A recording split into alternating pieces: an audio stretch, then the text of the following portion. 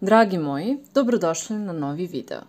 Od prethodnog je prošlo dosta vremena, a sada sam želela da se posvetim jednoj prirodnoj supstanciji koja može biti značajna u ovom trenutku u jeku epidemije koronavirusa i koja se iz istog razloga jako puno ovih dana ispituje u raznim medicinskim istraživanjima.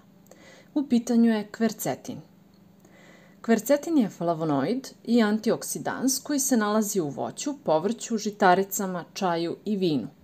Najviše ga ima u grožđu, trešnjama, višnjama, crnom luku, paradajzu, crvenom vinu, crnom čaju i ginko bilobi. Smatra se da može uticati na bolji rad mozga, zbog čega se ginko biloba i ističe kao stimulans za razmišljanje i bolje pamćenje. Ali u svetlu sadašnje epidemije koronavirusa pojavilo se dosta studija koje pokazuju mnoge antivirusne efekte kvercetina. Pa se tako istaklo da kvercetin ima mogućnost da deluje na virus još na mestu njegovog ulaska u ćeliju, tako što ga u tome sprečava.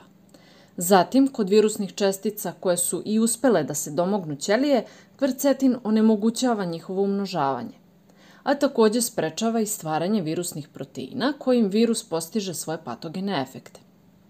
A pored tog blagotvornog efekta, kvercetin ima i brojne druge koje ću ovde opisati. Pre svega, uspeva da spreči razvoj Alzheimerove i Parkinsonove bolesti. Naime, nastanak ovih bolesti se povezuje sa većim stvaranjem slobodnih radikala, odnosno oksidanasa, a njihovo stvaranje upravo balansira kvercetin jer je antioksidans. O sprečavanju Alzheimerove bolesti govorila sam više u ovom video snimku. Zatim, može da smanji simptome alergije jer je antihistaminik. Šta to znači? Alergija je upravo rezultat greške u ponašanju našeg imunog sistema. Na pojavu grinja, ambrozije ili ujeda nekog insekta, kod alergičnih osoba neke imune ćelije prestanu da se ponašaju normalno te počnu da oslobađaju dosta histamina koji može izazvati otežano disanje, gušenje, veći pad krvnog pritiska, suzenje očiju, pojavu ospe po koži i mnoge druge manifestacije u zavisnosti od vrste alergije. Isti taj mehanizam postoji i kod astmatičara. Kvercetin kao antihistaminik, kada se unosi redovno i dovoljno, može sprečiti pojavu simptoma izazvanih histaminom i time alergičnim osobama olakšati život. Umanjuje zapaljenje. Znamo da je zapaljenje prirodna i neophodna reakcija kojom naše imune ćelije obezbeđuju pobedu nad nekim protivnicima našeg organizma, dakle različitim štetnim materijama ili mikroorganizmima. Međutim, ponekad je to zapaljenje trajno i neadekvatno i usmereno na protivnike koji zapravo to nisu. Takav je slučaj sa bolešću koja se zove reumatoidni artritis. Postoji zapaljenje mnogih zglobova, naročito šaka i stopala, a ne postoji bakterija ili virus koji su to izazvali. Takvo zapaljenje zglobova traje godinama i postaje sve teže i praćeno je sve izraženijim bolovima, otocima, ukočenošću zglobova. Dakle, takvo zapaljenje nije svrsishodno i treba se umanjiti. Kvercetin je jedna od supstanci koja to pomaže. Umanjujući stepen zapaljenja, odložit će oštećenje zglobova kod osoba koje boluju od reumatoidnog artritisa. Kvercetin ima sposobnost da snizi krvni pritisak i umanji rizik za srčana oboljenja, a pritom poboljšava i kvalitet krvnih sudova. Posebno je pokazao povoljne efekte kod gojaznih osoba sa visokim vrednostima holesterola u krvi. Unos kvercetina u dozi od 150 mg dnevno, čak mnogo manje od preporučene dnevne doze od 500 mg, dovelo je i do snižavanja holesterola i do snižavanja krvnog pritiska. I to se posebno odrazilo na gornji, odnosno sistolni krvni pritisak, to jest pritisak krvi u krvnom sudu koji nastaje tokom izbacivanja krvi iz srca. A uz sve ove efekte, kao flavonoid i antioksidans, smanjenjem pritiska i holesterola štiti naše srce od opterećenja i time i od bolesti. Kvercetin sprečava i mnoge druge infekcije pored virusnih.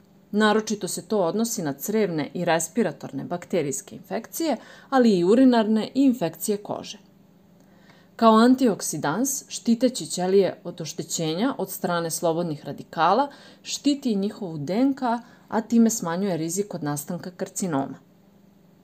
Kolika nam je doza kvercetina potrebna za sve ove benefite? Kvercetin se može uneti u organizam raznovrsnom ishranom, ali i pojedinim suplementima. Crni luk je najveći izvor kvercetina i sadrži otprilike 300 mg po kilogramu težine. A kada se koristi kao suplement, preporučena doza je 500 mg na dan. Teoretski bi za tu dnevnu dozu trebalo pojesti 1,5 kg crnog luka, ali se to naravno ne preporučuje. Već se umjesto toga savjetuje umerena svakodnevna ishrana sa crnim lukom, voćem koje sadrži kvercetin, pa čak i 1 do 2 čaše crvenog vina, o čijim pozitivnim efektima sam govorila u prethodnom video snimku. Treba imati u vidu i neke materije koje mogu pomoći da se kvercetin u crevima lakše i brže preuzme. Među njima su bromelain i vitamin C. Bromelain je enzim koji se najviše nalazi u ananasu, a vitamina C ima u raznom našem voću i povrću. Ne treba svakako preterivati sa vitaminom C, jer veći unos dovodi do mogućeg nastanka kamena u bubregu. Što se tiče rizika i neželjenih efekata, kvercetin može izazvati glavobolje, mučninu i osjećaj trnjenja, međutim ovi neželjeni efekti se mogu pojaviti nakon uzimanja kvercetina u količini od 1000 mg na dan tokom dužeg perioda. Hvala vam na pažnji. Nadam se da ste uz ovaj video naučili nešto novo i da će vam pomoći da napravite neke zdrave izbore po pitanju ishrane. Ako želite da to saznaju i drugi, podelite video sa svojim prijateljima i lajkujte ga kako bi ga više ljudi primetilo.